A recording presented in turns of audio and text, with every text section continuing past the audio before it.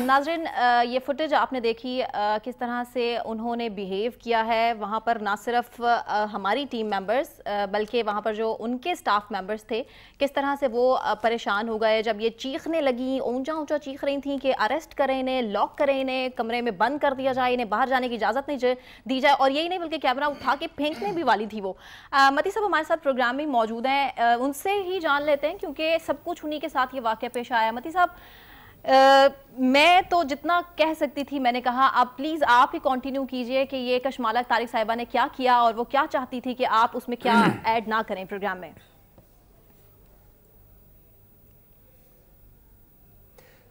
देखें, मैं तो सिर्फ फैक्ट्स ही बता सकता हूँ क्योंकि मैं खुद एक फ़रीक हूँ और बहुत बतौर सहाफ़ी मुझे इस बात का एहसास है कि मैं जो बात करूँगा बतौर फ़रीक ही करूँगा। तो इसलिए जो मैंने मुशाहिदे में आया, जो मेरे साथ हुआ, मैं वो शेयर करूँगा। बाकी इसका फ़ैसला नाज़रीन कर सकते हैं। वीडियो फिल्म भी देख ली है, तो मैं मोहतरमा कशमाला तारिक के ज़ात के हवाले से या उनके बारे में कोई बात नहीं करूँगा। मैं सिर्फ इतना कहूँगा कि कशमाला तारिक मैडम ने ख़ुद इंटरव्यू के लिए हमें बुलाया, मुकम्मल इंटरव्यू दिया, सवालों के जवाब भी दिए, मगर कुछ सवाल ऐसे थे कि जिनमें जनरल मुशर्रफ के दौर का जिक्र था।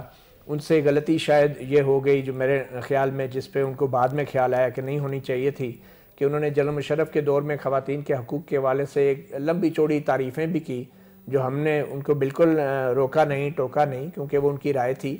मगर बाद में उनको शायद ख्याल आया कि ये उनसे कोई गलती हो गई, क्योंकि वो तो अब नून लीग की तरफ से तकर्रर किया गया था उनका।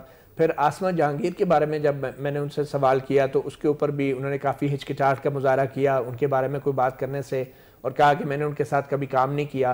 तो उनको थोड़ा सा शायद ये फीलिंग हुई कि उन्होंने इंटरव्यू में कुछ ऐसी बातें कह दी हैं कि जिससे शायद मौजूदा हुकूमत जो है वो खुश ना हो।